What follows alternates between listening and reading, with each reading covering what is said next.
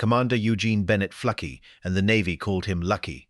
He was born in Washington, D.C. in 1913, finished high school at 15, and graduated from the Naval Academy at 22. He was cheerful, relentlessly inventive, and almost pathologically aggressive in a fight, and he ran his boat on a motto he said out loud to anyone who would listen. "We don't have problems, just solutions." In January 1945, hunting off the coast of China, he found what every submarine captain dreams of and no submarine captain can reach: some 30 Japanese ships anchored together in Namquan Harbor. The harbor was supposed to be impossible. It was mined, patrolled, netted, and, worst of all, shallow, so shallow that a fleet submarine could not submerge in it.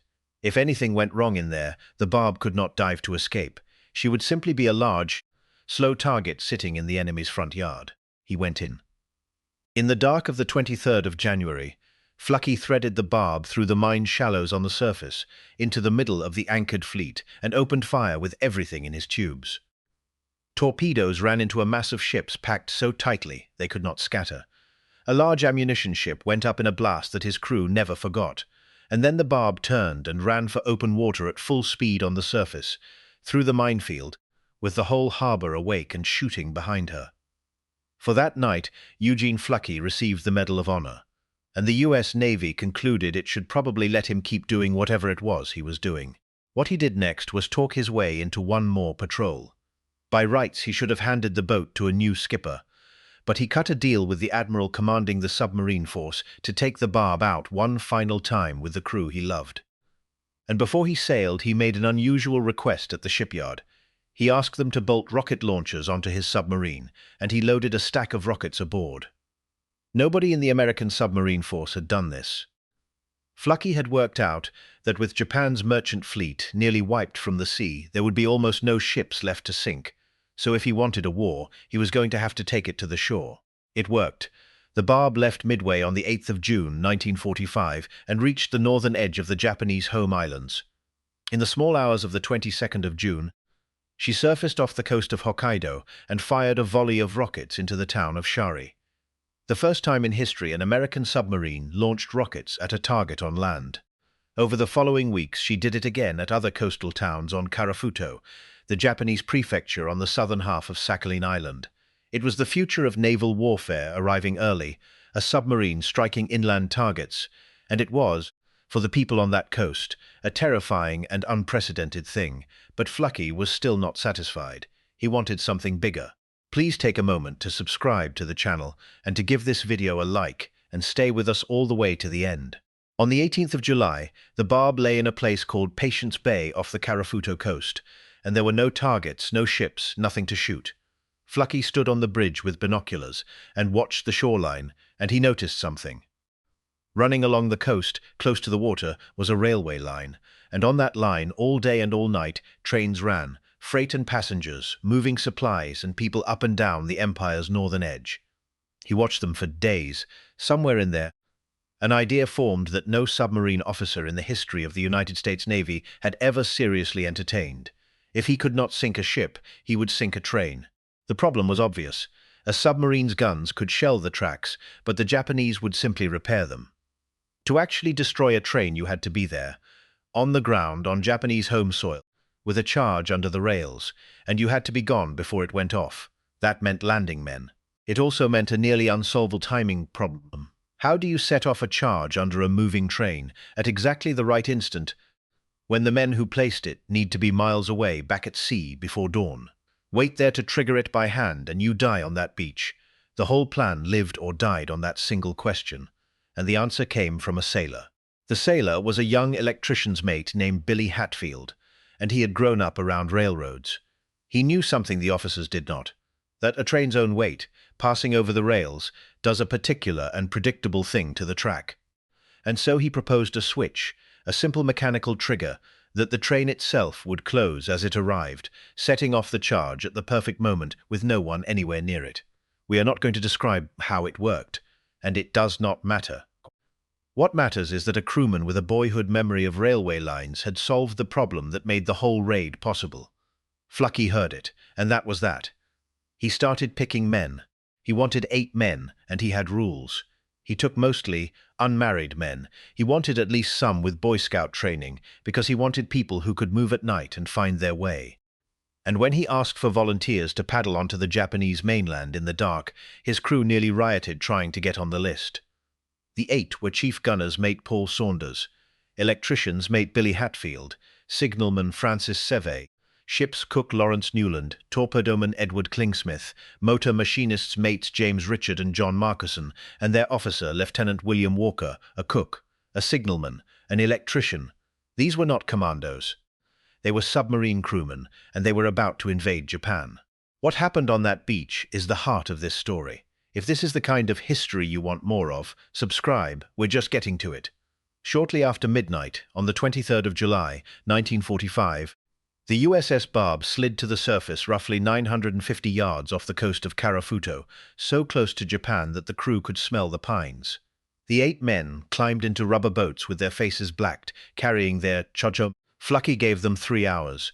The Barb had to be gone before dawn or die in the shallows in daylight, and he gave them a send-off that tells you everything about the man. "Boys," he said, "if you get stuck, head for Siberia, 130 miles north. Follow the mountain ranges. Good luck." They paddled in, dragged the boats up, and left 2 men to guard them.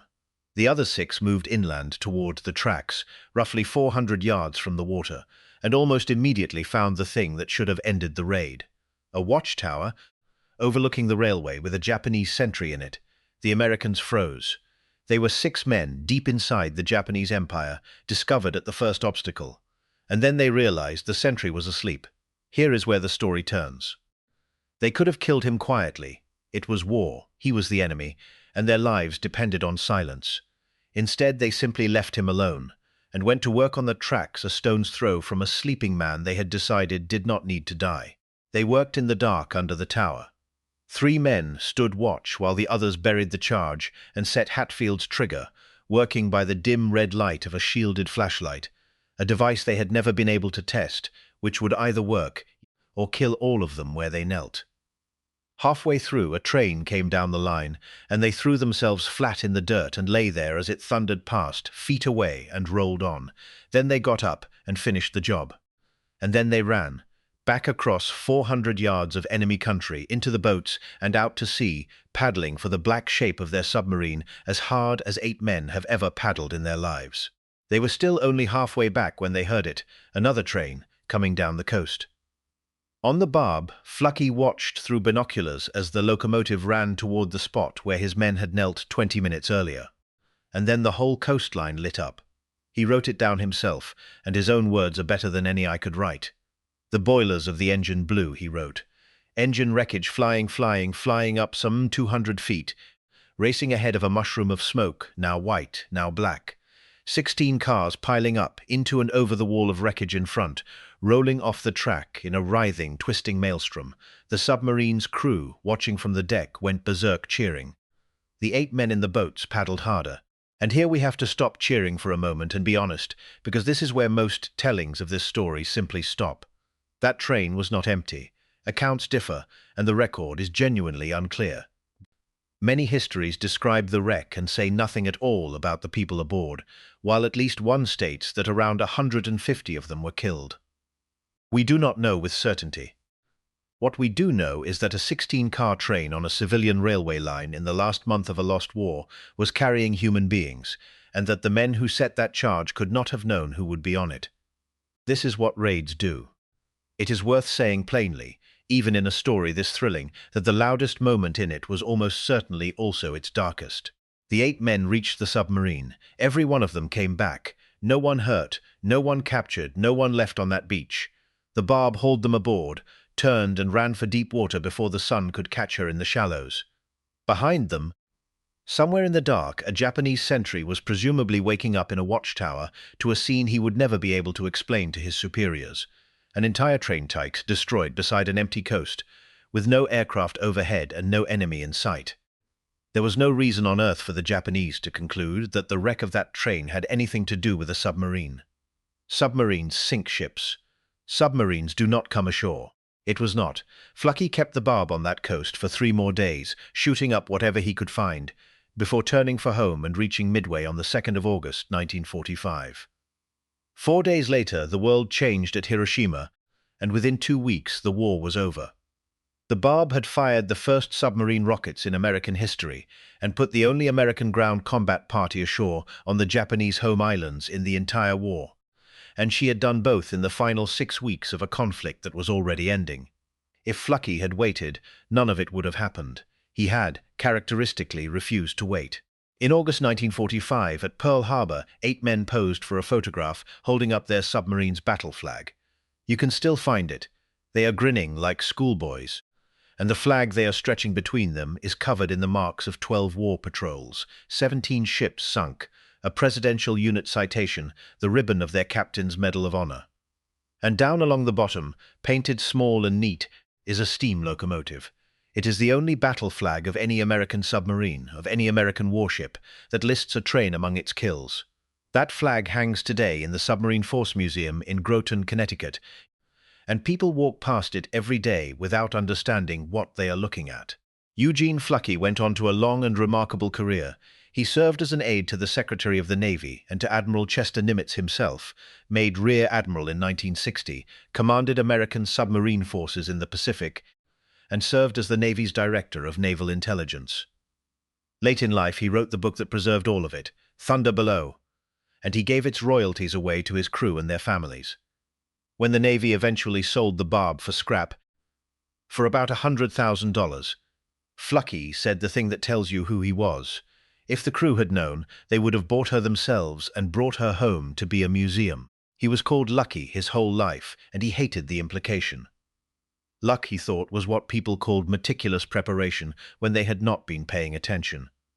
He had a rule that sounds like a slogan and was actually a method. We don't have problems, just solutions, and the proof of it is not the Medal of Honor, or the 4 Navy Crosses, or the 95,000 tons of Japanese shipping the assessors credited him with destroying, the highest total of any American submarine skipper. The proof is that he took a submarine into a harbor no one could enter, invented rocket attacks from the sea, landed 8 men on the enemy's homeland, and finished the war having never lost one of them. Rear Admiral Eugene Bennett Fluckey died in 2009 at the age of 93. The 8 men who paddled onto the beach at Karafuto, Saunders, Hatfield, Seve, Newland, Klingsmith, Richard, Marcus, and Walker, went home and lived ordinary American lives, and most people they met never knew that they had personally invaded Japan. The USS Barb was sold for scrap in 1972, but a future American submarine will carry her name again. Her battle flag, with the little locomotive on it, still hangs at Groton, and somewhere on the coast of Sakhalin there is a stretch of railway where, one night in 1945, 8 sailors and a sleeping Japanese soldier were the closest thing that war had to a truce, and nobody knew it but them. A submarine sank a train. 8 men in rubber boats invaded the Japanese Empire and came home without a scratch. And the only enemy they met, they let sleep. In a war that spent 4 years beneath both not human, 8 Americans knelt in the dirt beneath a Japanese soldier and decided he got to see the morning. That is the story. The locomotive on the flag is just the part you can see. People still argue about Fluckey, whether lucky was ever the right word for a man that prepared, and whether raids like the Barb's shortened the war, or were simply the most audacious thing anyone thought of that week. Maybe you have a view. If your father, your grandfather, your uncle, anyone in your family served in the submarine service, or anywhere in the Pacific in any branch, on any boat or any ship, leave their name and what they did in the comments below. Don't just leave the name. Tell us one thing about them. One thing they did or said, or one thing you remember. The men who volunteered to paddle onto the enemy's beach deserve more than a footnote. They deserve to be remembered as people. Subscribe if you want the next story. There are more of them.